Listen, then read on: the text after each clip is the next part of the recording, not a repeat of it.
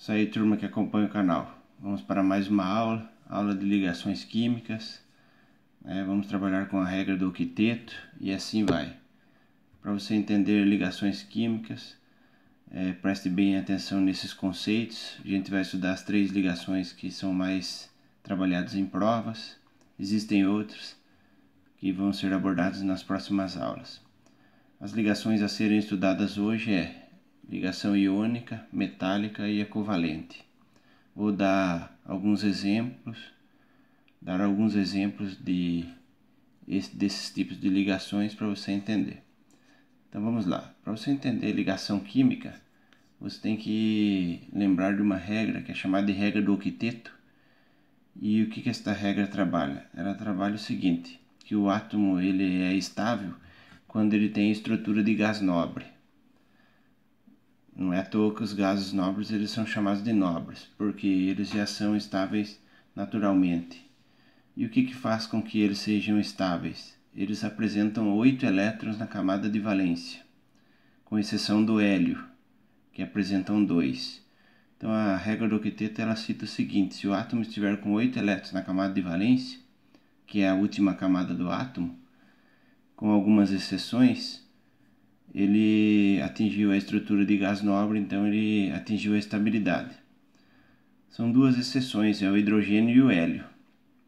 Os demais átomos aí, eles trabalham com 8 elétrons na camada de valência, visto que tem alguns metais de transição que também fogem um pouquinho da regra do octeto. Mas boa parte obedece. Então vamos lá. A ligação iônica, ela é trabalhada da seguinte maneira. A primeira coisa que tem que fazer é a distribuição eletrônica. Então aqui eu tenho a representação do átomo de potássio, e o potássio tem número atômico 19. Se ele tem 19 de número atômico, significa que ele tem 19 prótons. Se ele tem 19 prótons, ele também tem 19 elétrons, visto que o átomo aqui é neutro, ele não apresenta carga. E a massa do potássio é 39. Então, se você fizer a massa menos o número atômico, você vai ter o número de nêutrons. Então, o átomo de potássio ele tem 19 prótons, 19 elétrons e 20 nêutrons. Só que quando você faz a distribuição eletrônica, você só leva em consideração o número de elétrons. Então, se ele tem 19 elétrons, a gente vai realizar a distribuição de 19 elétrons de acordo com o diagrama de Linus-Pauling, que também já foi abordado aí em aulas anteriores no canal. Então vamos lá, 1s2, 2s2, 2p6, 3s2, 3p6, 4s1.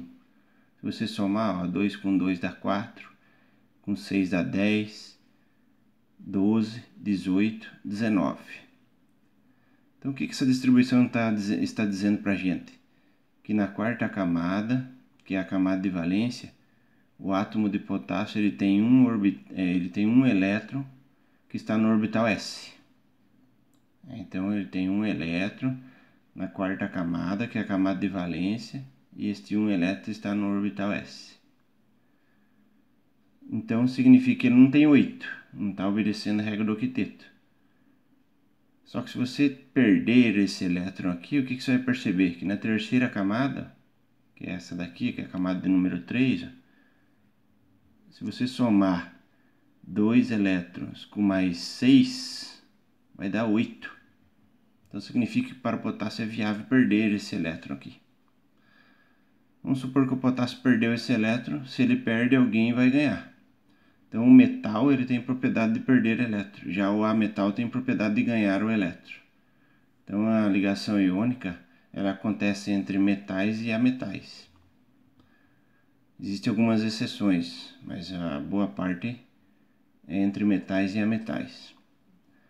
Vamos fazer a distribuição do cloro. O cloro tem número atômico 17.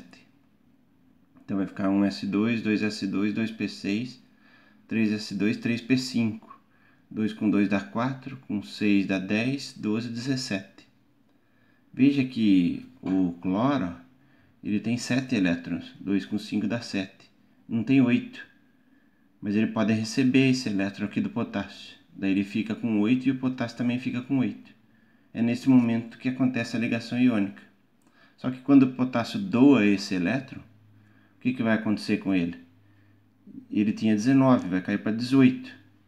Se ele tinha 19 vai cair para 18, ele vai se transformar em um cátion. Significa que ele tem um próton a mais. E a distribuição desse cátion aqui agora, que é um íon, vai ficar da seguinte maneira. Lá ele terminava em 4s1, agora vai terminar em 3p6. Está com 8 o potássio. Está satisfeito, está obedecendo a regra do octeto. Então ele tem 8 na camada de valência. CV significa camada de valência. E o cloro? Quando ele ganhou o elétron do potássio, ele era 3p5, agora ele vai para 3p6. Também está com 8. Veja que os dois ficaram com 8. 2 com 6 dá 8 e 2 com 6 dá 8. Só que o cloro ele tinha 17 prótons e 17 elétrons. Quando ele ganha esse elétron do potássio, ele vai para 18. Então ele tem uma carga negativa a mais. Então ele se transforma em um ânion. Ele tem que aparecer essa carga aqui. Então esse 1 positivo é do próton que está sobrando. Esse 1 negativo é do elétron que ele ganhou, do potássio. Visto que agora o potássio ele é 1 positivo e o cloro é 1 negativo, 1 positivo com 1 negativo na matemática dá 0. Se dá 0 significa que você pode unir os dois. Atingiu a neutralidade. Os dois estão com o octeto formado. Então liga potássio com o cloro e forma o KCl. KCl é um sal chamado cloreto de potássio. Então o que é a ligação iônica? É a união de um cátion e de um ânion, visto que ambos têm que obedecer aí a regra do octeto. Qualquer dúvida deixe no comentário. Vamos para a metálica. Metálica é mais simples. Eu tenho o cálcio, ele tem 20 prótons. Se ele tem 20 prótons, ele tem 20 elétrons. Vou distribuir os 20 elétrons. 1s2, 2s2, 2p6, 3s2, 3p6, 4s2. Você já deu 20. Então, o que você observa nessa distribuição aqui? Que o cálcio ele termina em 4s2. Se ele termina em 4s2, não completou 8. Só que se você olhar na terceira camada, 2 com 6 dá 8. Então, para o cálcio é viável perder 2 elétrons.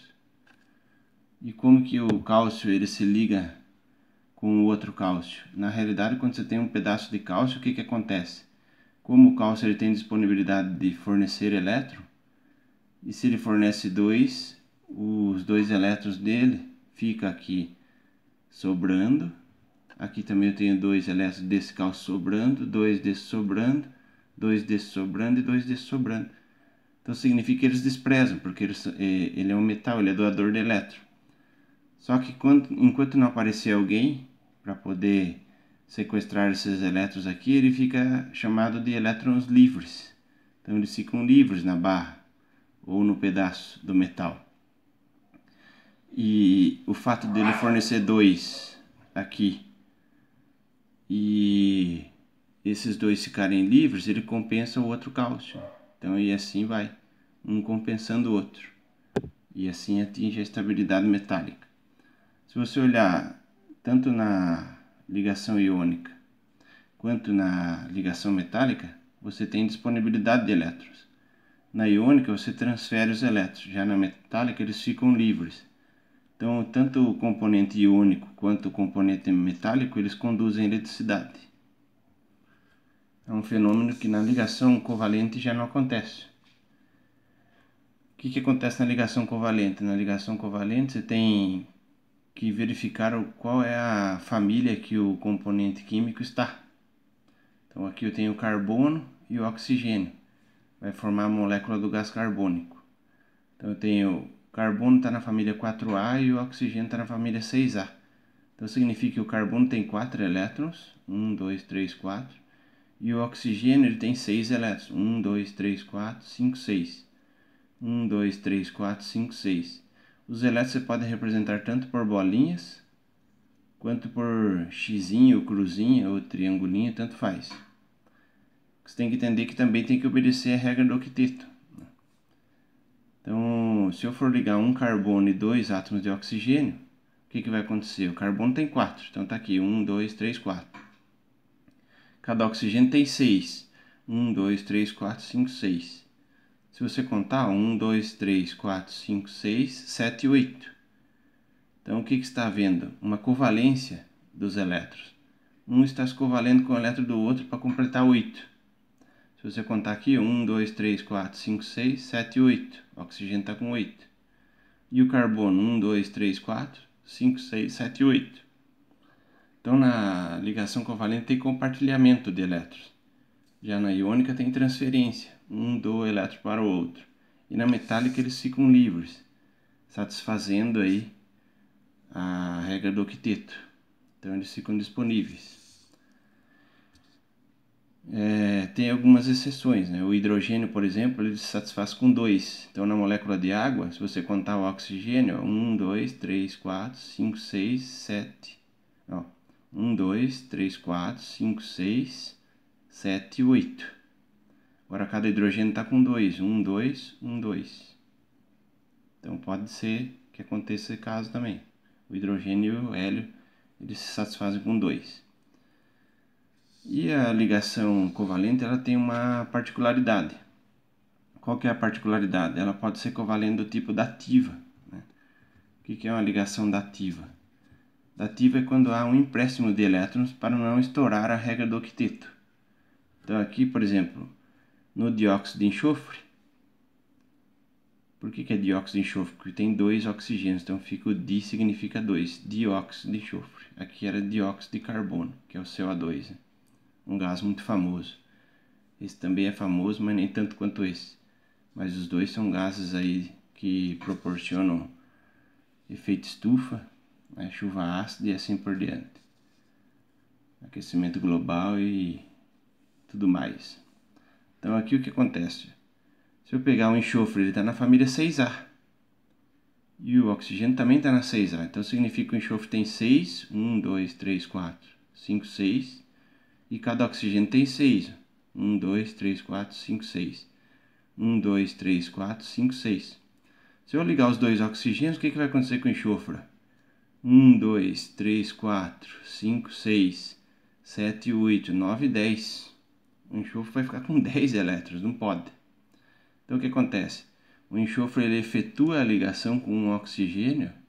1, 2, 3, 4, 5, 6, 7, 8. Esse oxigênio está com 8. O enxofre tem 1, 2, 3, 4, 5, 6, 7 e 8. O enxofre também está com 8. Só que como é SO2, este oxigênio vai se ligar aqui. Só que ele não vai fazer com que esses elétrons pertençam a ele. Ele só vai adquirir eles de forma emprestada. Quando acontece isso, quimicamente, a gente chama de ligação dativa. É como se você fizesse uma doação, mas este elétron acaba só pertencendo para o enxofre. E quando o oxigênio tiver a disponibilidade de sair daqui, ele deixa e vai se satisfazer em outra molécula. Então o que acontece aqui agora? Se você contar, eu tenho 1, 2, 3, 4, 5, 6, 7 e 8. Só que eu não posso contar esses dois elétrons aqui do oxigênio para o enxofre, porque ele só está emprestando os elétrons dele para o oxigênio satisfazer, porque ele já está satisfeito. Quando acontece esse fenômeno, você vai representar por uma seta a dativa e a dupla ela aparece normal, como apareceu aqui no gás carbônico. Cada par de elétron é uma ligação. Você representa por um tracinho. Essa estrutura é chamada estrutura de Lewis. E essa aqui é chamada estrutura de Kekulé. Aí você tem o dióxido de enxofre, que é um componente que causa chuva ácida. Tentei traduzir o máximo, resumir o máximo a aula para ver se você pega os conceitos mais importantes e não ficar tão longa, mas é difícil. Espero que você tenha entendido. Qualquer dúvida, deixe nos comentários. Se você quiser que eu faça essa aula em partes, pode deixar no comentário aí que a gente faz, sem problema. Até mais.